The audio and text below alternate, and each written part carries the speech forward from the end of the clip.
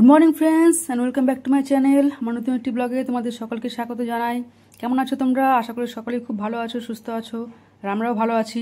আর আজকে হচ্ছে সোমবার, আর এখন বাজে হচ্ছে সকাল 8:30। তো রোজকার মতো সব বাসি কাজকাম সেরে নিয়ে চলে এসেছি ছাদে কাপড়গুলো মেলতে। তো এই কাপড়গুলো হচ্ছে কালকে রাতে যেগুলো আমরা ভিজে এসেছিলাম, বলেছিলাম যে কালকে রাতে কীর্তনে গিয়েছিলাম, তো ওখানে গিয়ে বললাম যে অনেক বৃষ্টি হয়েছিল, তো বৃষ্টিতে আমরা থাকতে পারলাম না। আর বৃষ্টিটা যেহেতু থামবে না, ওই জন্য আমরা বাধ্য হয়ে ভিজে ভিজে চলে আসলাম। তো ওই ভেজা কাপড়গুলো এগুলো। তো আজকে তো কাপড়গুলো ধোয়ার ইচ্ছে ছিল না, কারণ যেহেতু আকাশটা মেঘলা হয়ে আছে, কালকে রাতে প্রচুর বৃষ্টি হয়েছে। তো আজকেও দেখে মনে হচ্ছে বৃষ্টি হতে পারে, আর বৃষ্টি না হলেও আজকে কিন্তু রোদ উঠবে না। কিন্তু জামা কাপড়গুলো তো রাখা যাবে না, এগুলো যেহেতু বৃষ্টিতে ভেজা জামা কাপড়, দুর্গন্ধ ছড়িয়ে যাবে। তাই ভাবলাম ধুয়ে দিই। আর যেগুলো হালকা পাতলা আছে ওগুলো তো শুকিয়ে যাবে, আর যেগুলো ভারী ভারী আছে ওগুলো শুকাবে না, ওগুলো বারান্দা দিয়ে মেলে দেবো।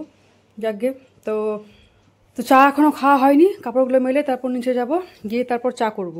আর ওদিকে নিচে বাসি বিছনাগুলো তোলা হয়নি, একবারে গিয়ে বাসি বিছনাটা আগে তুলবো, তারপর চা করব। আর আজকে ঘুম থেকে উঠতে অনেকটা লেট হয়ে গেছে, 7টা বেজে গেছে উঠতে উঠতে।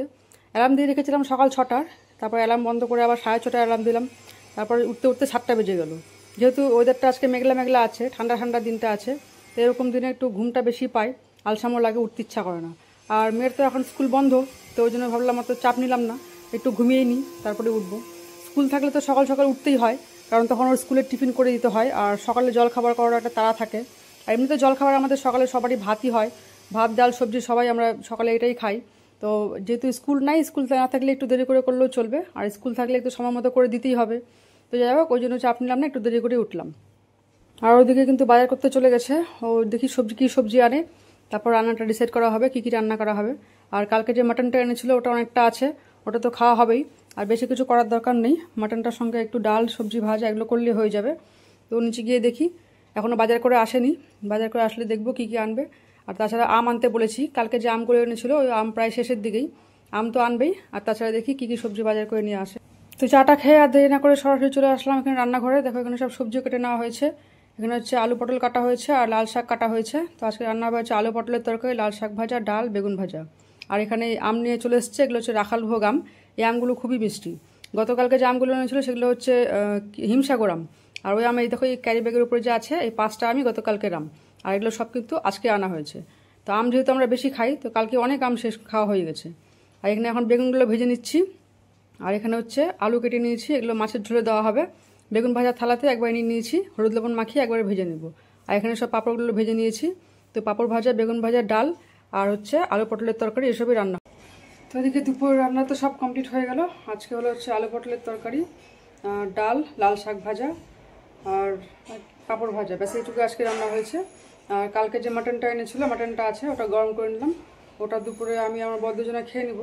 আমার মেয়ে তো মাটন খায় না, আর ওগুলো যেগুলো তরকারি হচ্ছে কিছুই খাবে না। তোর জন্য এখন একটু আলু আর পেঁয়াজ ভাজা করব। এখন বাজে হচ্ছে 12টা, এখন ওটা কেটে ভাজা বসে পড়েছে আম নিয়ে, এখন আম কাটবো। আজকে যেগুলো আম আনা হয়েছে ওগুলো আজকে সকালে 2টা আম কেটেছিলাম, কেটে আমার বরকে দিয়েছি আম মুড়ি মেখে। ও সকালে আর ভাত খায়নি, আম মুড়ি খেয়েছে। আর এখন তো এখানে আমগুলো কেটে নিচ্ছি, অনেকগুলো আম নিয়ে নিয়েছি, আম কাটবো। আম খেয়ে তারপর ওদিকে রান্নাঘরে আরও অনেক কাজ আছে। ওই বাসন রান্না করার পর বাসন মাজা, গ্যাস মোছা কোনো কিছু হয়নি, ওগুলো করবো, করে তারপর স্নান করব। তো আমটা আগে খেয়ে নিই, তারপর ওগুলো সব কাজ করব। আর মেয়েও বললো এখনও ভাত খাবে না, ও খিদা পায়নি, এখন আম খেতে ইচ্ছা করছে, তো ওকে একটু আম কেটে দিয়ে দিলাম। আর এদিকে দুপুরে আজকে আর ভাত খাওয়া হয়নি, এতগুলো আম খেয়ে নিয়েছিলাম। আর যেহেতু আমটা খেলাম হচ্ছে 2টার দিকে, আর ভাতের খিদে ছিল না, দুপুরে আর ভাত খাইনি, তো ভাবলাম একটু মুড়ি মাখা করব। তো এখন বাজে হচ্ছে 8টা, রাতের সব রান্নাবান্না কমপ্লিট করে নিয়েছি, করে তারপরে এখন হচ্ছে একটু মুড়ি মাখা করব। তো আজকে মুড়ি মাখাটা একটু অন্যরকম করে করব, এই পেঁয়াজ লঙ্কা চানাচুর এসব দিয়ে তো খাওয়া হয়ই, তো আজকে একটু অন্যরকম করে করব।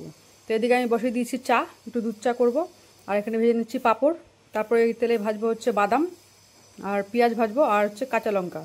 তো এগুলো ভেজে ওর মধ্যেই দিয়ে দিব হচ্ছে মুড়িটা দিয়ে তারপর বাদাম, পেঁয়াজ আর পাঁপড় সব কিছু দিয়ে ভালো করে নাড়াচাড়া করে মেখে নিব। তো এভাবে হচ্ছে আজকে মুড়ি মাখাটা করব। এর সঙ্গে লাগবে একটু দুধ চা, আর সন্ধ্যাবেলা কিন্তু এরকম মুড়ি মাখা চা কিন্তু সবারই ভালো লাগে।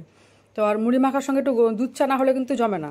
তো কড়াইয়ে দিয়ে দিয়েছি হচ্ছে মুড়ি, আর বাদাম ভাজা যে তেলটা ছিল ওই তেলের মধ্যে একবারে মুড়ি, পেঁয়াজ সব কিছু দিয়ে দিয়েছি, দিয়ে তারপর মুড়িটা একটু ভালো করে নাড়াচাড়া করে নেব। আর ওর মধ্যে দিব পাঁপড়গুলো ভেঙে দিয়ে দিব, আর যেগুলো বাদাম ভেজে রেখেছিলাম ওই বাদামগুলো দিয়ে একসঙ্গে নাড়িয়ে নামিয়ে নিব।